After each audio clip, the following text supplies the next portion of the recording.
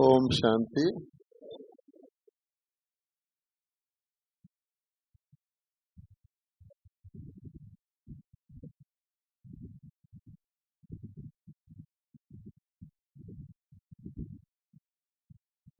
कहा जाता है हर व्यक्ति को अपनी अकल बहुत ज्यादा लगती है। अपनी अकल और दूसरे की दौलत हमेशा ज्यादा लगती है। आज हम बात कर रहे हैं आत्मा की एक ऐसी फैकल्टी की ताकत की जिसका काम है निर्णय करना।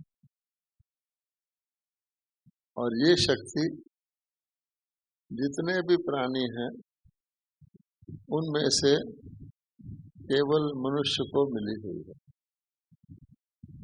अन्य जितने प्राणी हैं वो इंस्टिंक्ट से काम करते हैं और मानव को जजमेंट पावर मिली हुई है। इसलिए बहुत से लोग ये भी सोचते हैं कि जब मेरे पास जजमेंट पावर है, मैं जानता हूँ राइट क्या है रॉन्ग क्या है, तो मुझे आध्यात्मिकता की, स्पिरिचुअल नॉलेज की इत्यादि इत्यादि की क्या आवश्यकता। मैं तो जानता हूँ ना, मेरी बुद्धि कहती है ये राइट है ये रॉन्ग है, वो भी यही बताएंगे कि ये राइट है ये रॉन्ग है। तो आज हम इस बात को जरा एनालाइज करते हैं। पहली बात आप देखिए कि हमें अपनी बुद्धि कब यूज करनी पड़ती है। आप अपनी बुद्धि को कब यूज करते हैं? जब आप दुविधा में होते हैं, इधर जाऊं या इधर जाऊं। यदि आपको अपने घर जाना हो कहीं से भी, तो क्या आप अपनी बुद्धि यूज करते हैं या सीधे सीधे चले जाते हैं? और किसी दूसरे के घर जाना हो और वो आपको थोड़े चिन्ह भी बता दे कि रास्ते में लेटर बॉक्स आएगा, बाईं तरफ मुड़ना इत्यादि इत्यादि, तो आप फिर भी जगह जगह रुक के रिकन्फर्म करते। एक चंडीगढ़ शहर है पंजाब में, वहाँ रेलवे स्टेशन बहुत दूर है, एयरपोर्ट बहुत दूर है, तो ज्यादातर लोग बस में ट्रेवल करते हैं। एक बहुत बड़ा बस स्टॉप है। एक व्यक्ति आया, उसको वहां से अमृतसर जाना था, तो किसी से पूछा अमृतसर वाली बस कहाँ है? तो उसने कहा वो खड़ी है। उसका ड्राइवर कंडक्टर नहीं था, बोला वो चाय पी रहा है। तो वो गया, बोला अमृतसर में जाना है, अमृतसर वाली बस कहाँ है? उसने कहा उसमें बैठ जाओ। और वो पूछ करके बैठ गया। दूसरा पैसेंजर आया, अब उससे रिकन्फर्म कर रहा है आपने भी अमृतसर जाना है, यानी रिकन्फर्म कर रहा है कि मैं ठीक बस में बैठा हूँ। थोड़ी देर निश्चिंत रहता है। फिर एक तीसरा पैसेंजर आता है, उसको पूछता है कि बस अमृतसर कितने बजे पहुंचेगी? फिर रिकन्फर्म करता है। कहने का भाव ये है कि कहा जाता है, भगवत गीता में कहा हुआ है कि निश्चय आत्मक बुद्धि विजयंती, संशय आत्मक बुद्धि विनशंती। दूसरी बात क्या कही हुई है कि विनाश काल विपरीत बुद्धि। दो तरह की बुद्धि है, प्रीत बुद्धि भी है, विपरीत बुद्धि भी है। बुद्धि जिस तरफ चल पड़े। अब आप देखिए, बुद्धि की आवश्यकता तब पड़ती है जब आप डाउट में होते, और बुद्धि ही आपको डाउट में डालती है। जरा गौर से सोचिए, भगवान कहते हैं मन को मेरे में लगाओ। क्या कभी भगवान ने कहा बुद्धि को मेरे में लगाओ? आपने मटकी फोड़ने की कहानी सुनी होगी, बॉम्बे में भी मटकी फोड़ते हैं। अब मटकी फोड़ने का भाव अर्थ क्या है कि भगवान कहते हैं कि जो तुम्हारी बुद्धि में भरा हुआ है, पहले मैं उसको खलास करता हूं। ये अर्जुन, तुम पंडितों जैसी बात मत करो, तुम अपनी बुद्धि से बोल रहे हो। फिर मैं नई बुद्धि तुमको देता हूं, ईश्वरीय बुद्धि देता हूं। और ये भी कहा गया है कि शेरनी का दूध जो होता है वो सोने के बर्तन में रख सकते हैं, नहीं तो खराब हो जाता है। तो इसलिए अब आप विचार करें, हम सब समझते हैं कि हमारी बुद्धि ठीक ठाक काम कर रही है। जरा टेस्ट करते हैं। किसी व्यक्ति को सब व्यक्ति देख सकते हैं, लेकिन हर व्यक्ति यही समझता मैं तो देख रहा हूं।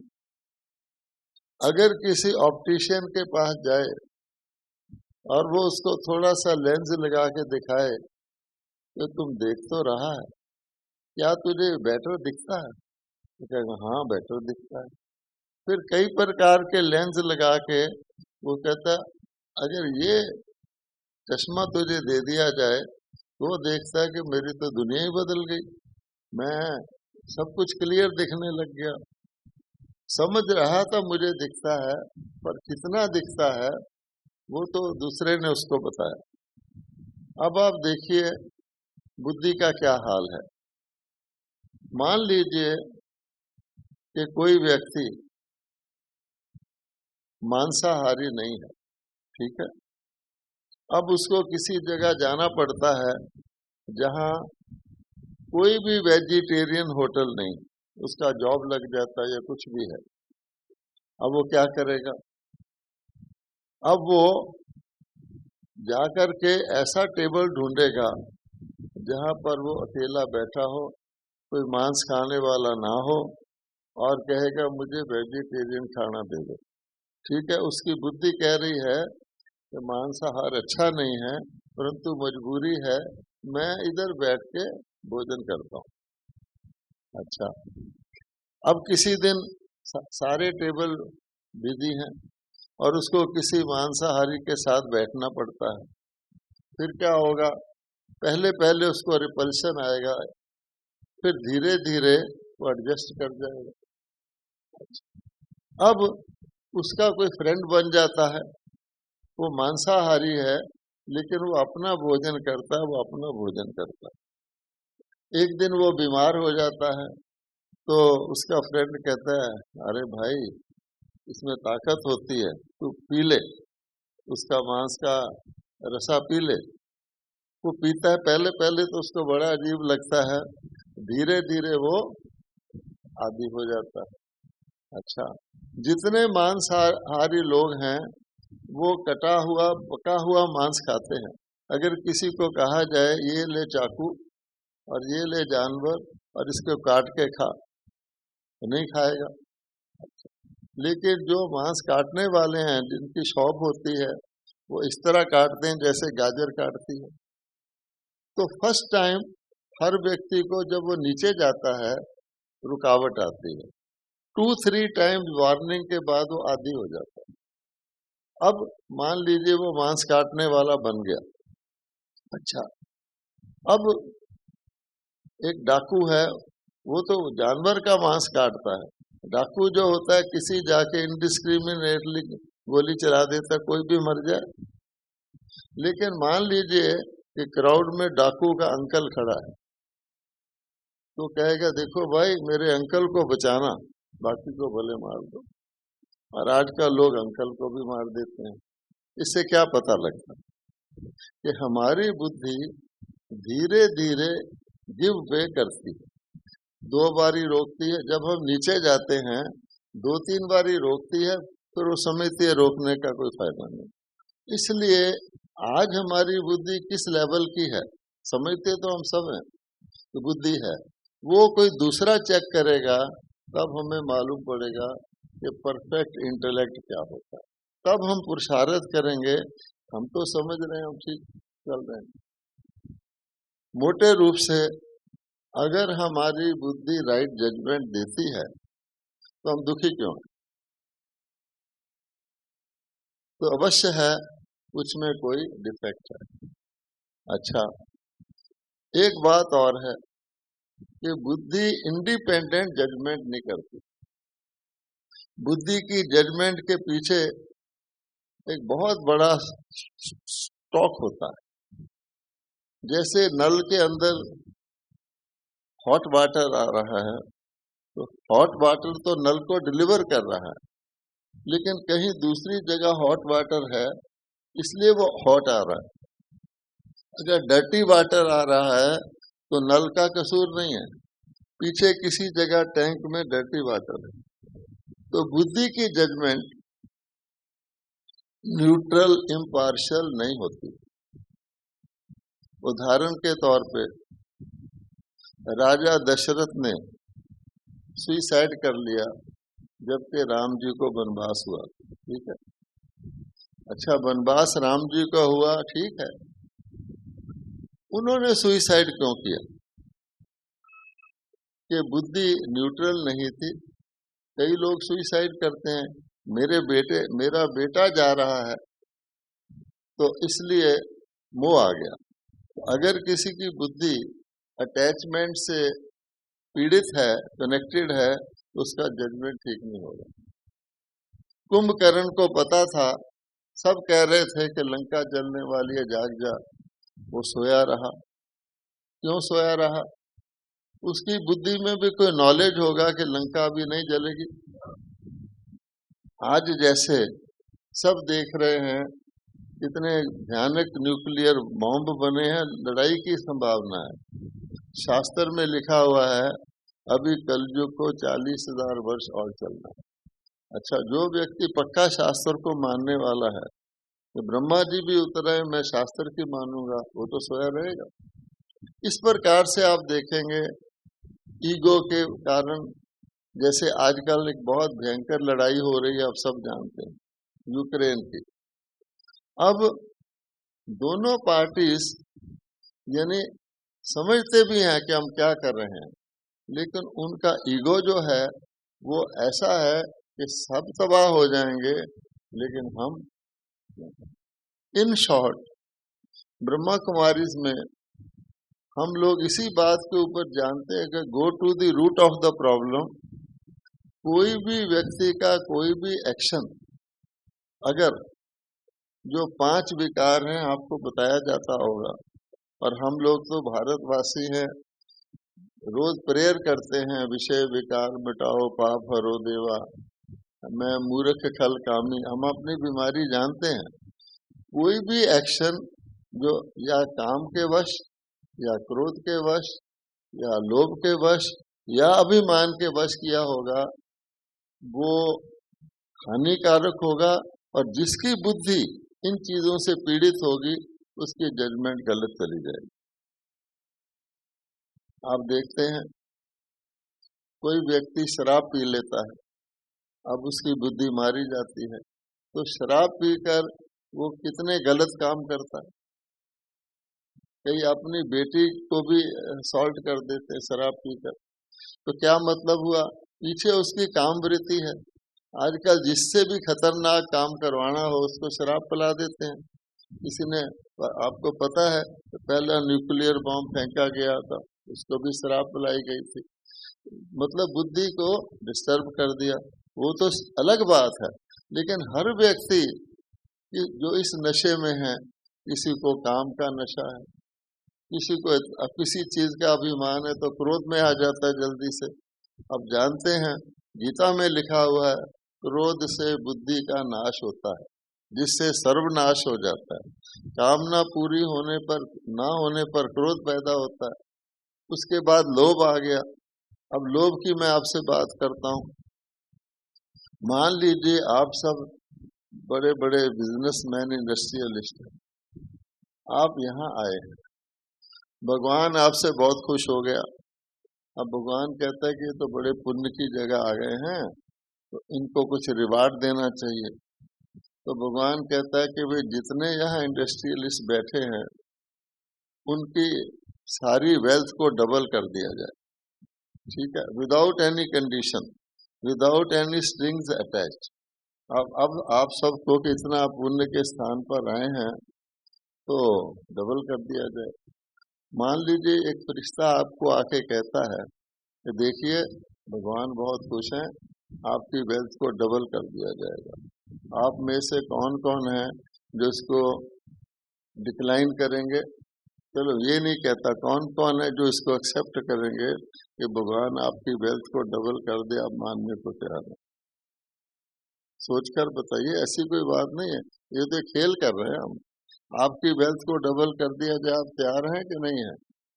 देखो इतना बड़ा सौदा है, कोई डिक्लाइन कर सकता है? शायद आपको हाथ उठाने की आदत नहीं है, कोई बात नहीं। अब आप देखिए, पराया व्यक्ति को कहें कि तेरी वेल्थ को डबल कर दूं, मान जाएगा, ठीक है। अगर उसको कहें तेरे बॉडी वेट को डबल कर दें तो मानेगा?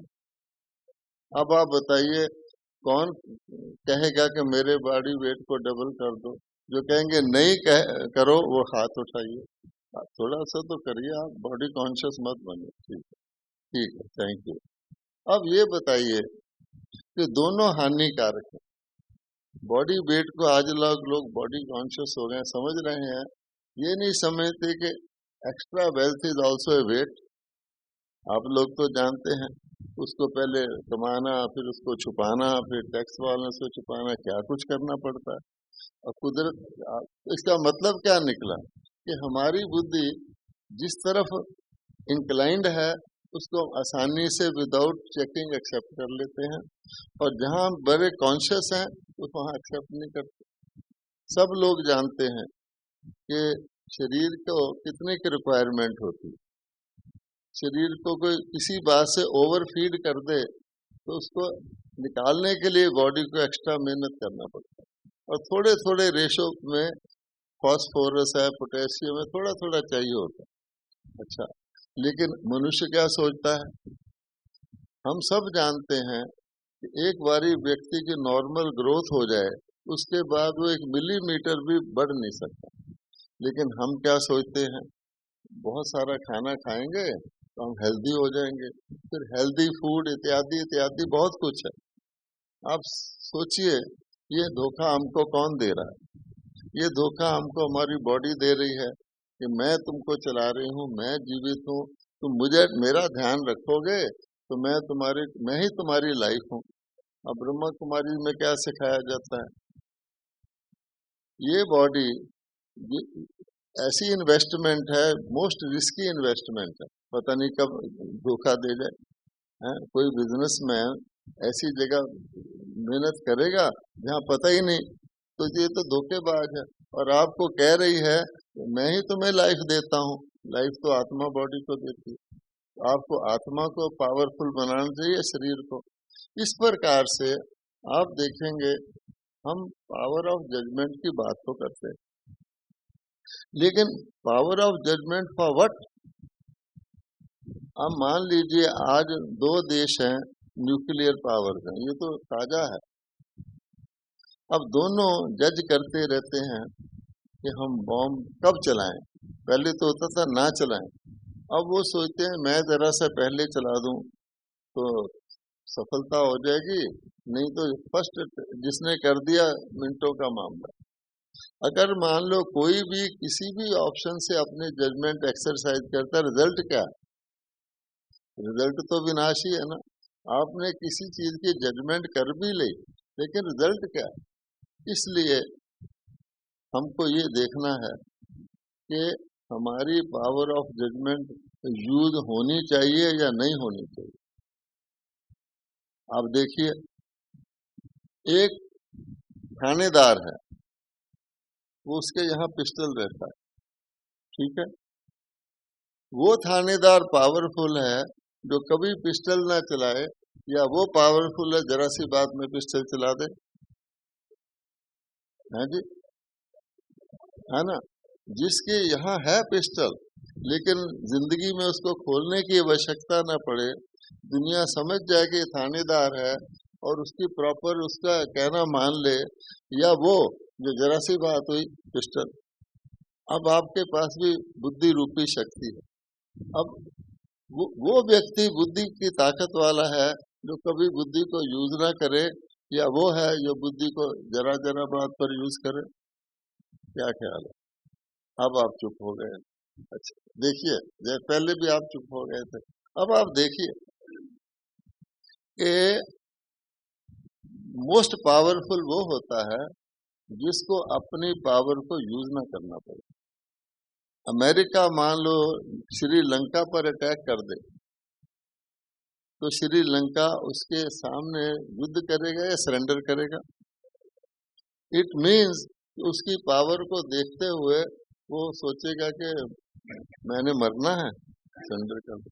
इसी प्रकार से अगर आपकी बुद्धि सालम है, परफेक्ट है, तो बुद्धि के बगैर ही सब चीज आपकी सिद्ध हो जाएगी, जिसको कहते हैं सिद्ध पुरुष बन जाएंगे। आपके ख्याल में बहन जी जो मेरे से पहले बोल रही थी, वो श्री लक्ष्मी श्री नारायण का नाम ले रही थी, ठीक है। और हमने ताली भी बजाई कि देखो भारत के ऐसे ऐसे देवी देवता थे।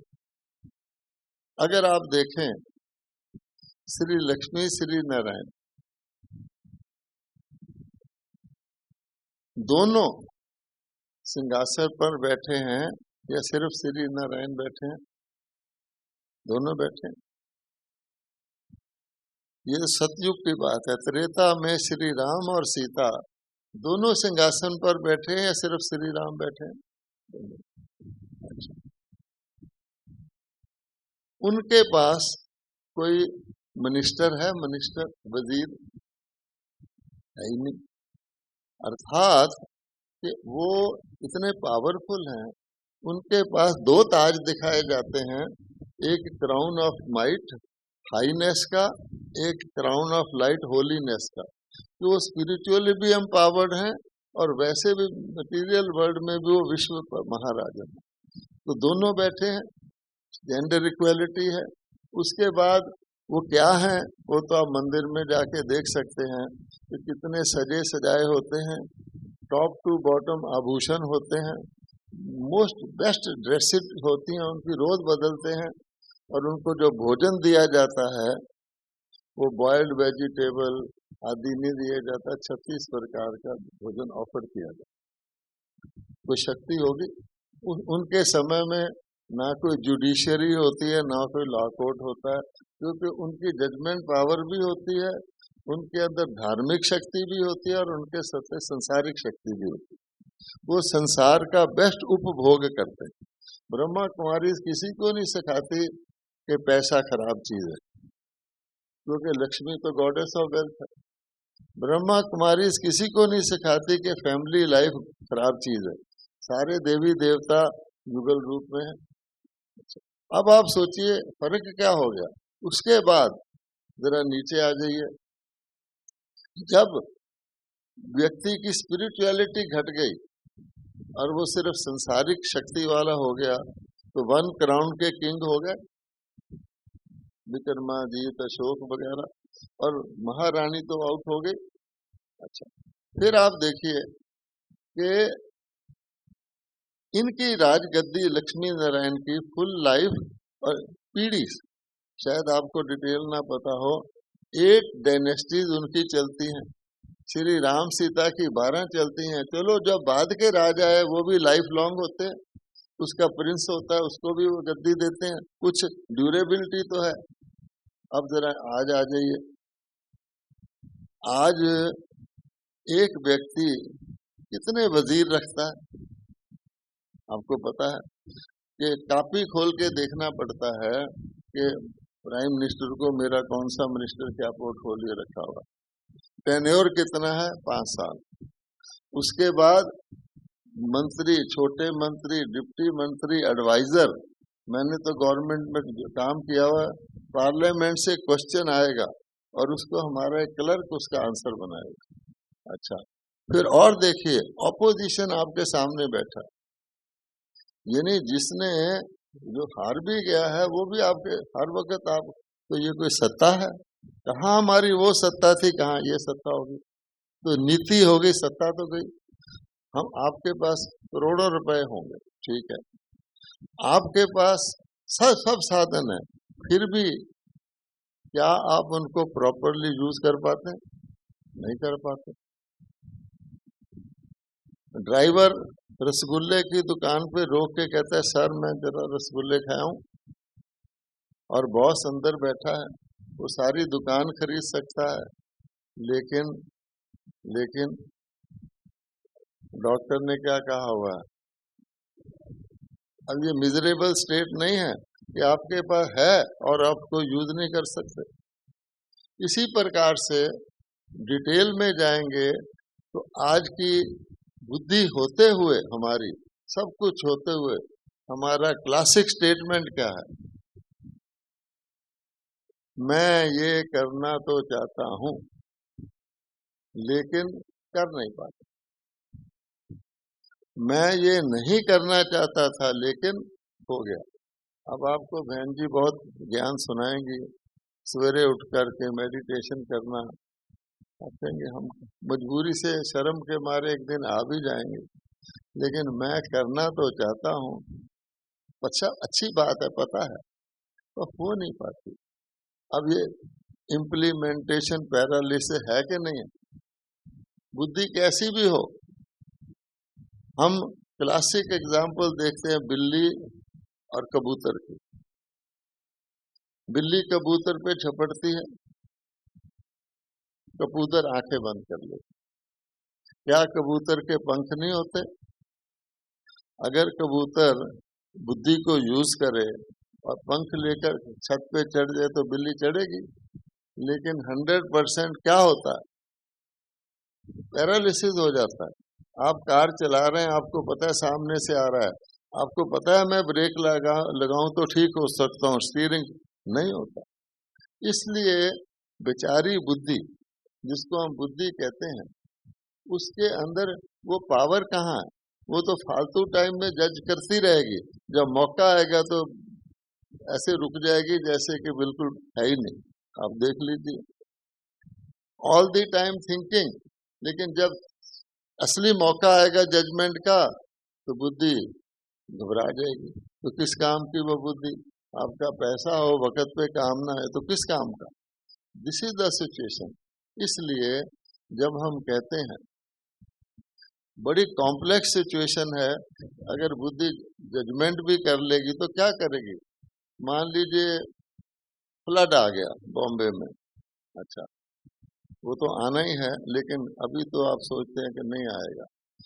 फ्लड आ गया जोरदार, अच्छा आपकी बुद्धि तो है, सामने से पानी का इतना बड़ा बुछाड़ आ रहा है, बुद्धि क्या करेगी? क्या डिसीजन लेंगे आप? आपके पास ऑप्शन ही नहीं है। इसलिए बहुत बेसिक, एक बड़ी डीप बात है कि व्यक्ति तब प्रॉपर जजमेंट ले सकता है अगर उसके पास ये एम्पावरमेंट हो कि मैं बच सकता हूँ। जो सोचे मैं बच ही नहीं सकता, वो कुछ फैसला नहीं कर पाएगा। अब आते हैं, क्या आप बच सकते हैं? क्या आप हर सिचुएशन में बच सकते हैं? अगर कोई आप में से समझते हैं with all my resources, all my ability, all my contacts, all my money, मैं बच सकता हूँ हर सिचुएशन से, मैं हाथ तो नहीं उठाना चाहता, आप सोच लीजिए आपका जवाब क्या होगा। यस या नो? नो? ठीक है। पीछे से यस या नो? मैं आपको तरीका बताऊंगा इसलिए कह रहा हूं। यस या नो? बच सकते हैं? कैसे बच सकते हैं? आपने इंश्योरेंस भी कराया हुआ है, री इंश्योरेंस भी कराया हुआ है, जो भी कराया हुआ है, बच सकते हैं? नहीं। तो गीता का भगवान, जो गीता हमने बंद करके रखी हुई है, वो इसका फॉर्मूला बताता है। तब आपकी बुद्धि में एम्पावरमेंट आती है कि हाँ मैं बच सकता हूं। वो फॉर्मूला क्या है कि आपके अंदर एक ऐसी इम्पेरिशेबल चीज है जो कभी डिस्ट्रॉय नहीं होती। अब तो आप समझ गए, जिसका नाम आत्मा। आपका कोई सब कुछ ले जाए, शरीर भी ले जाए, वो तो वैसे भी जाना है। अगर कोई शरीर के आधार पर सोचे मैं बचा हुआ हूं, जो बच सकता हूं, वो तो वैसे भी जाना है। जब मेरा शरीर गया तो जो कुछ इस जन्म में मेरी नाटक के साथी हैं वो तो गए।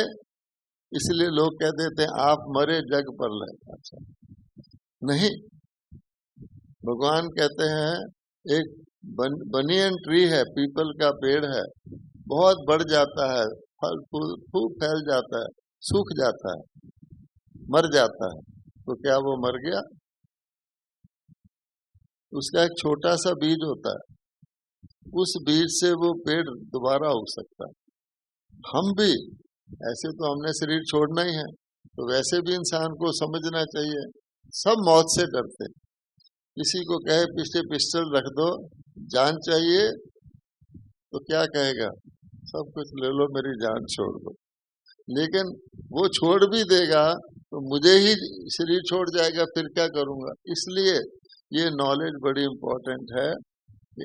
गीता का फर्स्ट चैप्टर है कि I am imperishable soul, soul cannot be created, soul cannot be destroyed, soul is eternal and I am a soul. मतलब क्या हुआ? अब आपका जो कुछ आपने इस जन्म में किया, कराया, कमाया, क्या वो यहीं रह गया? नहीं, वो सोल के अंदर सारे का सारा कंटेन्ड है इन द फॉर्म ऑफ संस्कार। ठीक है। अब वो संस्कार आपके साथ जाएगा, और वो संस्कार मृत्यु के बाद को छोड़ो, अभी भी हमारे साथ है। अगर हमारी बुद्धि को कोई किसी तरफ घसीटता है तो हमारा संस्कार है। आपको क्लियर पता है कि ये राइट है, लेकिन आपका संस्कार बना हुआ है। एक शराब पीने वाला है, अब काफी शराब पीकर उसके लंग्स खराब हो गए हैं, डॉक्टर भी कहता है कि भाई अब तेरे लंग्स खराब है, मरने की नौबत आ गई है। अब उसका संस्कार क्या कहता है कि जब तक मैं शराब नहीं पीऊंगा मैं तो चल ही नहीं सकता। वो कहेगा मैं समझ गया, प्लीज मेरी शराब छुड़वा दो। ठीक है ना? संस्कार स्वे कर जाता है, व्यक्ति का बुद्धि कहती है राइट है, लेकिन संस्कार उसको उसके बावजूद भी घसीट लेता है। अब इसका क्या इलाज? इसलिए बुद्धि इज जस्ट ए टूल, जैसे पैसा इज जस्ट ए टूल, आप उसको किसी तरह भी प्रयोग कर सकते हैं। दुनिया की जितनी चीजें हैं वो आपके पास, वो हर चीज आपको सुख भी दे सकती है, दुख भी दे सकती है। आपका बच्चा है, आपका बच्चा आपका नाम रोशन भी कर सकता है और आपका नाम बदनाम भी कर सकता है कि नहीं? आपका धन है, आपको सुख भी दे सकता है, आपका गला भी कटवा सकता है कि नहीं? एवरीथिंग। इसलिए आप ये सोच लीजिए ये सारे अवेलेबिलिटीज हैं, मेरे संसाधन हैं, इसके द्वारा मुझे सुख मिलेगा या दुख, that depends on something totally different. इसीलिए आज का मनुष्य सोचता है पैसा इकट्ठा कर दे, जब मैं पैसा इकट्ठा कर जाऊंगा मैं सुखी होऊंगा। Money has become a denominator of happiness. क्या है? क्या इसी हद के बाद उसकी चिंता ही लग जाती है, मेरा एम्प्लॉई ना मेरा गला घोंट दे, सन्यासी लोग कहते हैं मेरा शिष्य, उसको पता है मेरा गला न घोटते, चिंता हो गई। तो चिंता वाला व्यक्ति राजा भी हो फिक्रमंद तो क्या हुआ। इसलिए वो बात को जानना, फिर उसके अंदर, आत्मा के अंदर अगर आप ऐसी चीज भरेंगे जिससे आपकी बुद्धि परफेक्ट रहे, इफेक्ट में ना आए, डिफेक्ट में ना आए, तब वो बुद्धि आपकी काम कर सकती है।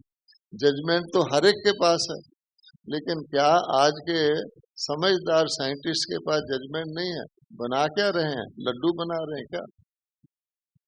यानी पहली बात कि बुद्धि किस तरफ जा रही है?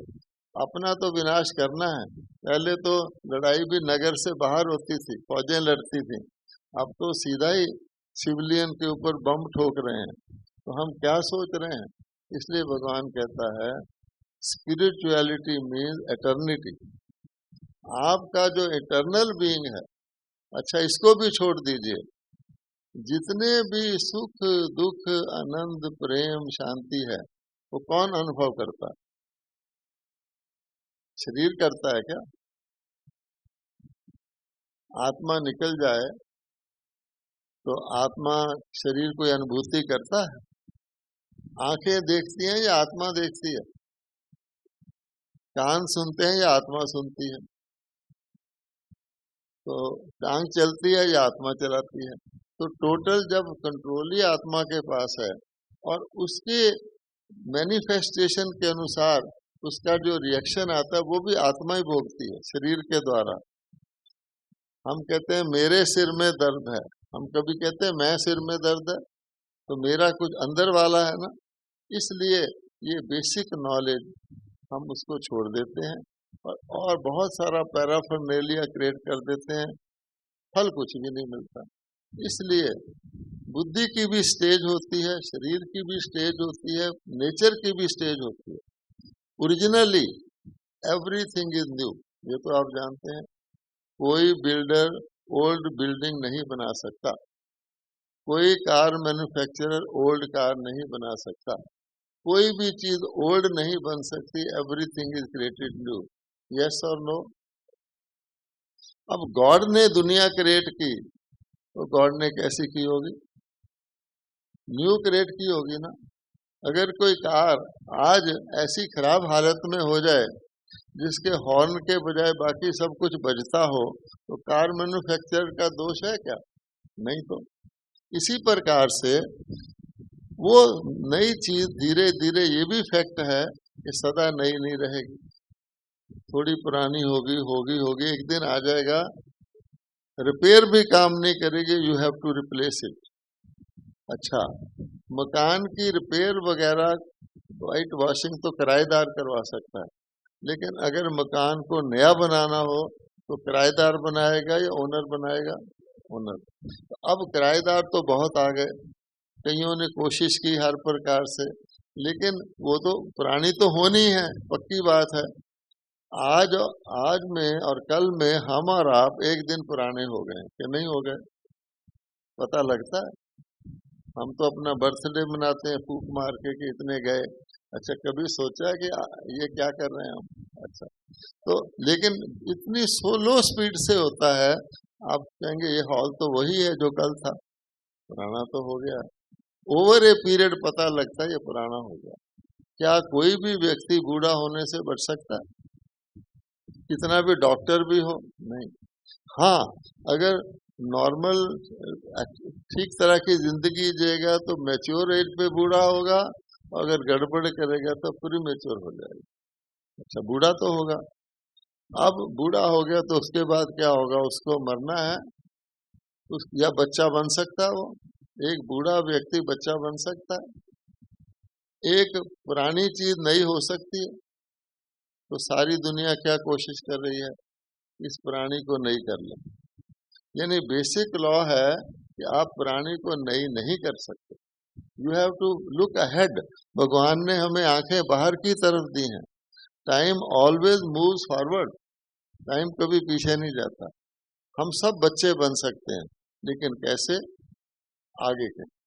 हम आगे वाला बच्चा बन सकते हैं, पीछे वाला नहीं बन सकते। तो हमें क्या ट्राई करना चाहिए कि आगे वाला बच्चा मैं अच्छा बनूं, ठीक है। जैसे तो इसलिए वो मैं उसको ठीक कर लूंगा तो मेरी बुद्धि भी सालिम हो जाएगी, मेरा मन भी ठीक हो जाएगा, बॉडी भी अच्छी मिलेगी, और इस दुनिया में आगे वाला बच्चा नहीं, ये तो नीचे जा रही है। लेकिन इस दुनिया में तो बच्चा कंप्यूटर मांगेगा, मोबाइल मांगेगा नहीं, ये तो आपको तंग करने वाली चीजें हैं। भगवान कहता है जब आप आत्मा को प्यूरीफाई कर लेंगे तो मैं दुनिया को भी ठीक कर दूंगा। जैसी आत्मा होगी वैसी दुनिया में आएगी। आज कलयुग है, किसी भी बड़े व्यक्ति का आप नाम ले लो, चाहे वो महात्मा हो, चाहे वो कैपिटलिस्ट हो, साइंटिस्ट हो, प्रेसिडेंट ऑफ कंट्री हो, सब कलयुगी है कि नहीं है? क्या आप डिनाई कर सकते हैं कि मैं कलयुगी नहीं हूँ?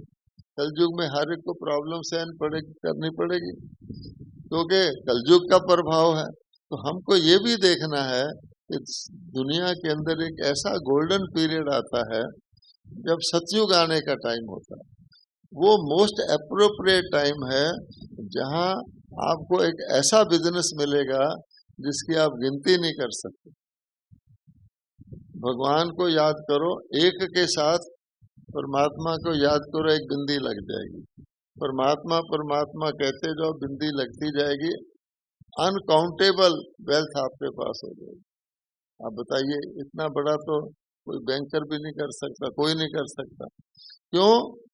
इट मीन्स कोई पैसे की बात नहीं है, आपका health ensured, wealth ensured, happiness ensured. प्रकृति जो बॉडी बनेगी वो भी देवता की बनेगी। ये हम लोगों की भारत की प्राचीन सभ्यता है और वर्तमान समय वो टाइम आया हुआ, इसलिए हम सब उसको अंडरस्टैंड कर गए हैं।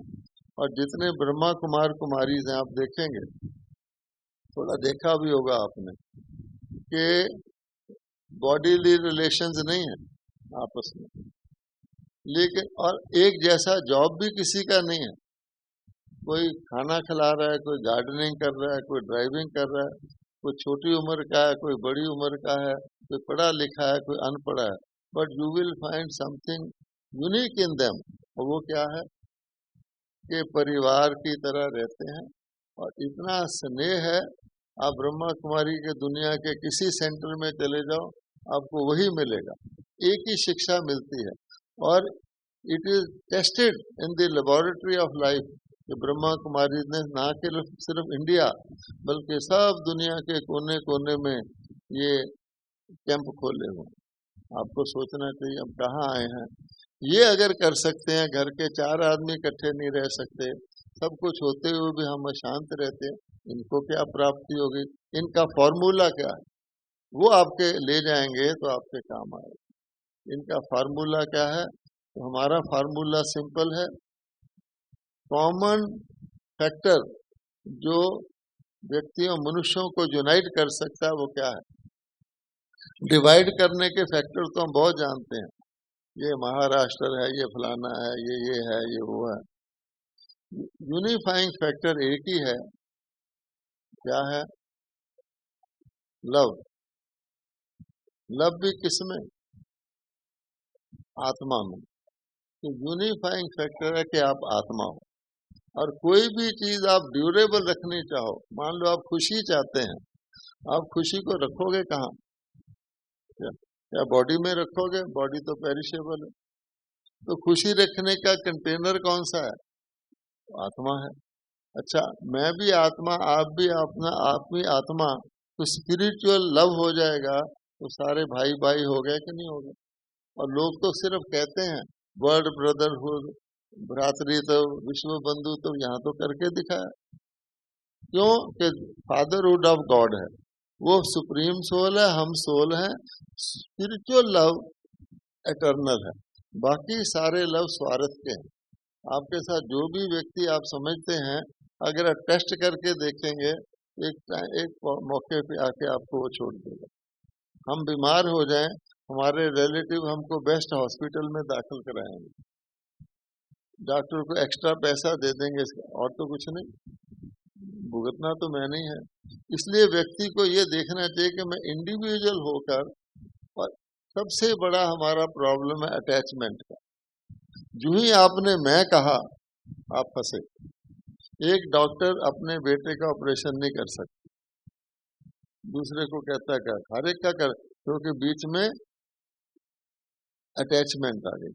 हम जानते हैं कि ये सब हमारे साथ हैं, जैसे एक जर्नी में हमारे साथ को पैसेंजर हैं, कोई यहाँ उतरता है कोई यहाँ चढ़ता है, पर हम उनसे अटैच तो नहीं होते, इसलिए ये गड़बड़, उसके कारण फिर मैं में आ जाते हैं, फिर ये मेरे में आ जाते हैं, फिर हम यूनिवर्सल लॉ को भूल करके उसको कोशिश करते हैं मैं अकेला अपना कुछ कर लूं।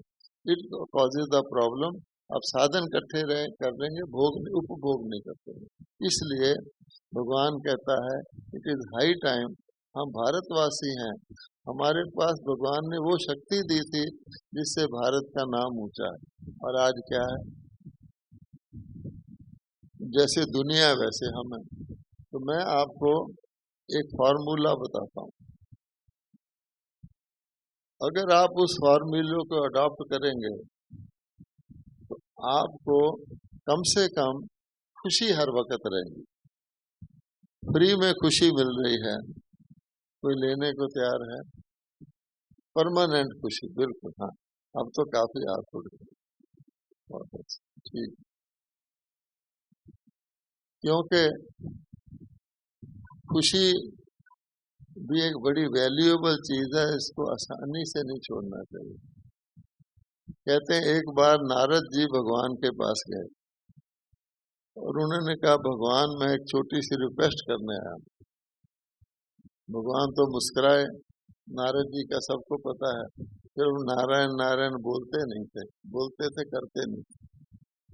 देखिए भगवान कलयुग में इतने लोग हैं, इतनी आबादी है, शमशान घाट में भी क्यों लगता है, मल्टी स्टोरी बिल्डिंग बना रहे हैं, ऊपर टंगे हुए हैं। आप थोड़े से लोग कलयुग के सतयुग में ट्रांसफर कर दो, सतयुग में तो थोड़ी सी आबादी अथाह चीजें हैं, तो सब ठीक हो जाएगा, न्याय की बात है। भगवान मुस्कुराए, कहते हैं मैं कोई गलत थोड़ी कह रहा हूँ, मैं तो साफ साफ कह रहा हूँ कि वहाँ थोड़े से लोग इतनी चीजें, और यहाँ इतने लोग इतनी कम, थोड़े से आप ट्रांसफर कर दो। तो भगवान ने कहा ठीक है नारद, मैं तुम्हें परमिशन देता हूँ, जितने को ले आना चाहता है तो कलयुग से सतयुग में ले आ। बड़ी खुशी खुशी नीचे आया कि मुझे तो स्वर्ग में भेजने का वो मिल गया। एक बिजनेसमैन था बनिया, रात को अपने पैसे गिन रहा था, वहां अपीयर हो गया नारायण नारायण। बिजनेसमैन ने कहा आप कौन है, यहाँ क्यों आए? अरे कहता है मैं भगवान का दूत हूँ, चलो तुम्हें स्वर्ग में बुलावा आया। उसने कहा यहाँ से चंपत हो जा, तुझे भेजा किसने, नहीं तो मैं पुलिस में रिपोर्ट करता हूँ। वो कहा भाई ये तो जाने वाला नहीं, निकल गया। फिर उन्होंने एक सन्यासी देखा कि ये तो भगवान को याद करता है, उसके पास गया, नारायण नारायण। उसने कहा चलिए महाराज, स्वर्ग में जाने के लिए एक सीट खाली है। बोला कि अभी तो मैंने नया आश्रम बनाया, इसका उद्घाटन भी नहीं हुआ, अभी नहीं मैं जा सकता। ऐसे कईयों के पास गया, वो फिर डर गया कि भगवान मुस्कुराए थे, कोई बात जरूर है। एक बूढ़ी माता थी जो कह रही थी हे भगवान मुझे उठा ले, हे भगवान मुझे उठा ले। सोचा एक को तो ले जाऊं, उसके पास चला गया। चलो माता तेरी भगवान ने सुन ली है, स्वर्ग में तो एक सीट खाली है। उसने भी उसको ऊपर से नीचे तक देखा, कहती है कि तू कौन है? अभी मैंने अपने पोते की शादी करनी है, तू मुझे। वो कहता है नहीं माता तू चल पड़, तू तो कह रही थी, वो तो मैं ऐसे ही कह रही थी। फिर बहुत कहा तो कहती तू मेरे पीछे क्यों पड़ गया, और कोई नहीं तुम जाओ। तो कहने का भाव ये है कि जो सेटिंग है व्यक्ति की वो हमारे हाथ में नहीं है। अब मैं आपको इसलिए कहानी सुनाई है कि खुशी की चीज है बड़ी इम्पोर्टेंट, लेकिन उसको आप सीरियस लीजिए। अब बताइए हमारे पूर्वज के नाम क्या थे, जिनके हम बहन जी नाम ले रहे थे, श्री लक्ष्मी, श्री नारायण, श्री सीता, श्री राम, श्री राधे, श्री कृष्ण। उनको देवता कहते थे, देवी और देवता। देवता का अर्थ क्या होता है? देने वाला। आप तो बिजनेसमैन है, मैं चार्टर्ड अकाउंटेंट हूँ, और चार्टर्ड अकाउंटेंट भी 1956 का हूँ, जब कई लोग तो पैदा भी नहीं हुए होंगे। तो हमें क्या सिखाया जाता था चार्टर्ड अकाउंटेंसी में? All that comes in is gain, all that goes out is loss. ये फर्स्ट प्रिंसिपल है अकाउंटिंग का। ये जो आ रहा है वो फायदा है, जो जा रहा है वो घाटा। जब मैं ब्रह्मा कुमारी में आया तो मैंने देखा तो इसका उल्टा है। अच्छा, अब आप देखिए, देवता मैंने देने वाला। अच्छा, ये देवी देवता देते थे, आज इसकी मूर्ति को तो बुलाने नहीं जाते। वो एक गरीब से गरीब भी थोड़ा फूल रख जाता है, प्रसाद रख जाता है, माथा टेक जाता है, बुलाते तो नहीं। क्या कारण था? अब आप आगे आइए। दुनिया में हर चीज दे रही है। पहले आप इस फॉर्मूला को समझिए। दुनिया में हर चीज दे रही है। कैसे? जिस सोफा पे या कुर्सी पे आप बैठे हैं वो क्या कर रहा है?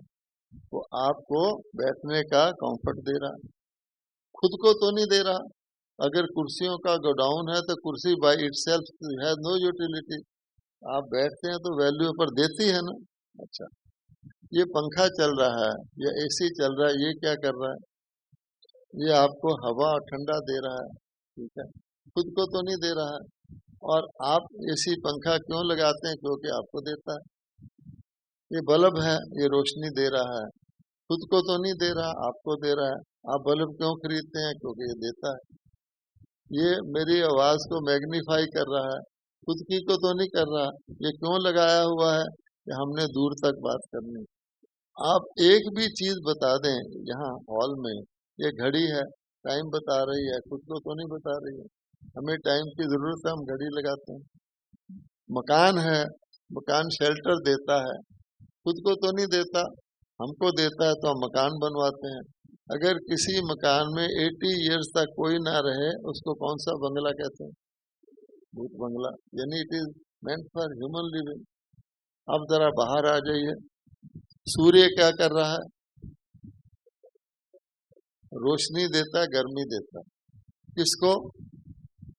दुनिया को, खुद को तो नहीं। और सारी फिजिकल लाइफ जो है सूर्य पे डिपेंड करती है। अच्छा, हमारे देश में प्रसिद्ध है कि पेड़ फल देते हैं। किसको?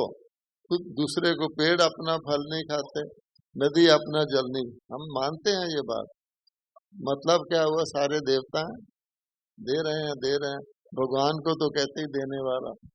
तो हमारे पूर्वज में जरूर कोई स्पेशल समझ थी, सात्विक बुद्धि थी, जिन्होंने इस फॉर्मूले को समझा था कि देना ही लेना है। आप किसी को सम्मान देते हैं तो आपको वापस सम्मान देता है। आपने किसी को 100 रुपीज देना है तो आपका हाथ कैसे होगा? ऊपर होगा। और 1000 रुपीज लेना है तो हाथ कैसे होगा? हो गया नीचे। बस ये मामला है कि अपना सम्मान, अपना सेल्फ रिस्पेक्ट, अपनी डिग्निटी रखने के लिए भी व्यक्ति को देने का अप्रोच रखना चाहिए। नहीं। अब मैं आपको एक फकीर की कहानी सुनाता हूँ। एक बादशाह थे, 50 इयर्स के हो गए, तो बहुत धनवान थे। तो किसी ने कहा, महाराज मरने के बाद किसने देखा है? आप अपने जीवन काल में अपना धन अपनी प्रजा में बांट दो। उसके पास तो बहुत धन था। उसने कहा ठीक है। उसने टाइम फिक्स कर लिया, 10 to 1 मेरी प्रजा आए, और उसने धन की थैलियां बना ली और उसको उसने बांटना शुरू कर दिया। लंबी क्यू लग गई। उस क्यू के पीछे एक बैगर भी था, वो भी लाइन में लगा हुआ। अच्छा, काफी घंटों के बाद उसका टर्न आया। उसने थैली नहीं ली, वापस जाके फिर लाइन में लग गया। 2 बार ऐसा हुआ तो सारे मीडिया ने उसका लिखना शुरू कर दिया कि एक बैगर है, वो घंटों तक लाइन में लगता है, जब उसकी टर्न आती है फिर लाइन में लग जाता है। राजा ने सोचा, मैं धन दे रहा हूँ, पब्लिसिटी बैगर की हो रही है, आजकल तो ऐसा ही होता है, ये क्या मामला हुआ? उसने उसको बुलाया कि भाई तुम क्या नाटक कर रहा है? 5 थैली ले ले, 10 थैली ले ले, पर जा, ये नाटक मत कर। उसने कहा, हुजूर मैं ऐसी बात कुछ नाटक नहीं कर रहा।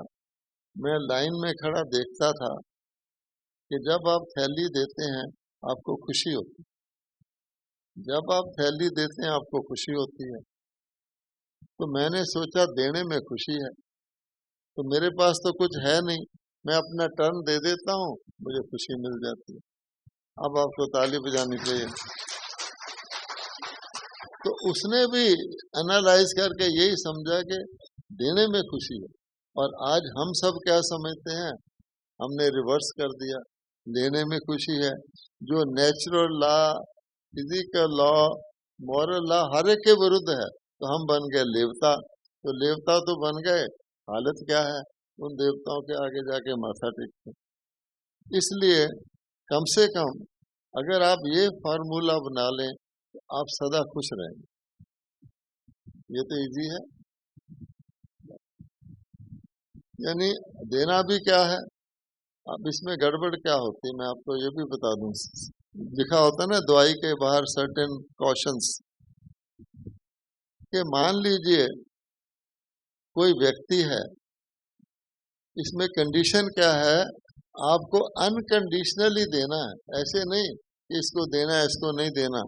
जैसे हम कॉर्पोरेट सोशल रिस्पॉन्सिबिलिटी में अपने कुछ बना के लगा लेते हैं, वो नहीं।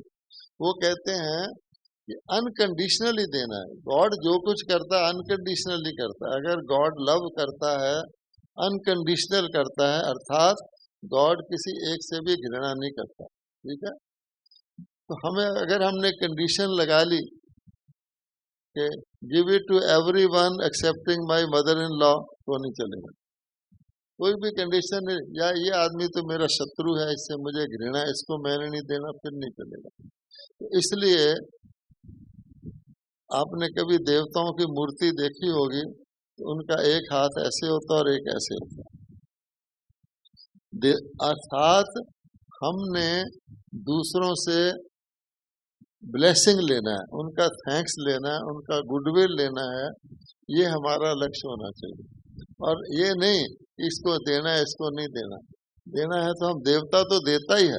आपको पता है कि शिव जी से भस्मासुर ने वरदान मांग लिया था कि हमें वरदान दे दीजिए, थोड़ी भस्म मैं मुझे चाहिए, तो मैं जिसको हाथ रखूं बस। उन्होंने उसको भी दे दिया। उनको पता था कि कोई भी व्यक्ति किसी अच्छे व्यक्ति से कोई चीज ठगी करके लेगा तो उसके लिए वो शराब बन जाएगा। आखिर उसने अपने को भस्म कर लिया। इसलिए ऐसा हम दें जो दूसरे की खुशी मिले। देने से तो देने वाला तो उसको आशीर्वाद ही देगा ना। तो ये फार्मूला हमारे देवता करते थे। अगर हमने किसी का दिल दुखा दिया या कह दिया मुझे झूठ से बड़ी नफरत है, ये व्यक्ति झूठ बोलता है इसलिए मुझे इससे घृणा है, इस झूठे के तो मुझे जी करता है इसको मार डालो। अब बताइए, वो तो झूठा है, वो तो गलती कर रहा है, तो क्या मेरा ये फर्ज है कि मैं झूठे को गलत तरीके से सच्चा बनाने की कोशिश करूं? तो ये चीजें नहीं करनी। इसलिए जिसको लोग पॉजिटिव थिंकिंग कहते हैं इत्यादि इत्यादि, सिंपल बात है, जो तुझको कांटा बोए उसको बो तू फूल, ये पुरानी कहावत है। क्यों? कि तेरे को फूल के फूल हैं, उसको बनेंगे तरसूल। आज का मानव नेगेटिव हैप्पीनेस में जा रहा है। नेगेटिव हैप्पीनेस क्या होती है कि दूसरे के दुख में वो खुश होता है और दूसरे के सुख में वो जेलसी फील करता है।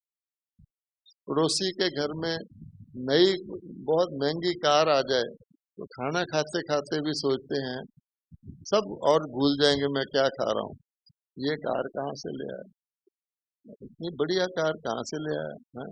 यही चर्चा करेंगे। अगले दिन उसके घर में पुलिस आ जाए तो खुश हो जाएंगे, हाँ अब पता लगा कार कहाँ से लाया। तो नेगेटिव हैप्पीनेस है ना। तो इसलिए ये हमें अवॉइड करना है। तो जो व्यक्ति नेगेटिव हैप्पीनेस का आदी हो जाता है वो असली खुशी उससे दूर। आजकल आर्टिफिशियल हैप्पीनेस तो बहुत है ना। अब देखिए, एक व्यक्ति था वो खराब नियत का। किसी ने कहा भगवान से प्रार्थना कर, भगवान तेरी इच्छा पूरी कर देंगे। उसने बड़ी लगन से बहुत प्रार्थना की तो एक फरिश्ता अपीयर हो गया, कहा भगवान तेरे से बड़े खुश हैं, 3 वरदान मांगो तुझे मिलेंगे, लेकिन तेरे पड़ोसी को डबल मिलेंगे। उसको पता था ये व्यक्ति का गड़बड़ है। अच्छा, तो उसने क्या कहा कि हे भगवान, बॉम्बे में मेरा एक नई कॉलोनी में मेरा बहुत बढ़िया फ्लैट बना दीजिए। तो फ्लैट सामने आ गया, उस पर इसका नेम प्लेट भी लगा हुआ है। बड़ा खुश, मैं पत्नी को फोन करता हूँ कि मुझे फ्लैट मिल गया। जरा उधर देखा तो पड़ोसी के 2 नेम प्लेट लगे हुए हैं, उदास हो गया। फिर फरिश्ते ने कहा जल्दी जल्दी मांग। फिर कहता है मुझे ब्रांडेड कार विद शोफर मिल जाए। सामने उसके कार खड़ी हो गई, बड़ा खुश। फिर उधर देखा तो पड़ोसी के 2, सारी खुशी गायब। उसने कहा ये अच्छी बात है, भगवान फरिश्ता भी कैसा है, मेहनत मैंने की, तपस्या मैंने की, उसको डबल दे रहा है और मुझे 1 दे रहा है। अब मैं फरिश्ते को भी मजा चखाता हूँ। आज का जमाना देखो। तो बोला तीसरा वरदान मांग। कहता है फरिश्ता मेरी 1 आंख फोड़ दो। समझा, पड़ोसी की अंधा हो जाएगा। तो अगर इस प्रकार की टेंडेंसी है तो आप समझ लीजिए ये नेगेटिव हैप्पीनेस है। तो ऐसे व्यक्ति फिर इस दुनिया में ना तो वो देवता बन सकते हैं, बनेंगे भी तो ठग वाले देवता बनेंगे, लेने के भाव से बनेंगे। इसलिए सार इसका ये निकलता है कि हम अपनी बुद्धि पर नाज ना करें। हमारी बुद्धि ऑलरेडी हमारे संस्कारों के अनुसार काम वृत्ति के, क्रोध वृत्ति के, लोभ वृत्ति के, मोह वृत्ति के, अभिमान के कारण टेंटेड है और उतना ही काम करती है जहां हम समझते हैं ठीक कर रहा हूं। अगर सारा ठीक करते तो दुखी क्यों होते। दूसरी बात, ये सारे विकार रॉन्ग आइडेंटिफिकेशन से आते हैं कि मैं शरीर हूं। सारी जड़ ये है, गीता के भगवान ने कहा था तुम आत्मा हो, और हम सब मानते हैं मैं शरीर हूं। आपका नाम शरीर का, आपका पासपोर्ट शरीर का, आपका बैंक अकाउंट, हर चीज शरीर पर है। तो शरीर तो नश्वर है और ये तो आत्मा इसको चलाती है। आत्मा इसके अंदर है तो शरीर बढ़ता है, आत्मा निकल जाए तो शरीर खत्म। तो ये बात फिर आत्मा, और आत्मा के अंदर आप क्या भरना है वो परमानेंट रहेगा। ये आपके ऊपर है कि अपनी वैल्यूज को कॉम्प्रोमाइज करके पैसा भरना है, वो तो आत्मा में जाएगा नहीं। वैल्यूज बेटर करेंगे। Aim of life should be to make my soul better than when I took it. Day by day मेरी सोल बेटर हो, वो मेरा परमानेंट एसेट है। इसमें आनंद, खुशी, प्रेम आप ही रहे। भाग दौड़ करने की जरूरत नहीं। ओम शांति।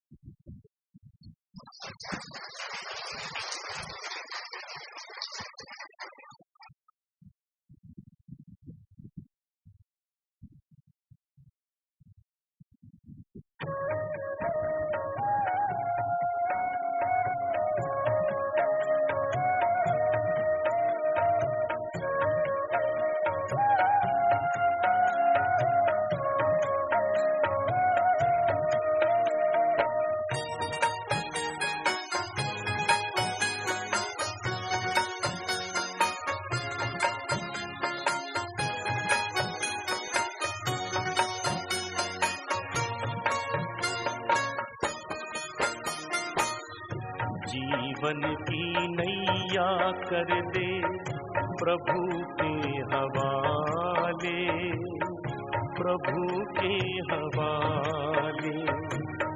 जैसे वो चाहे वैसे, जैसे वो चाहे वैसे इसको संभाले, इसको संभाले। जीवन की नैया कर दे प्रभु के हवाले, प्रभु के हवाले।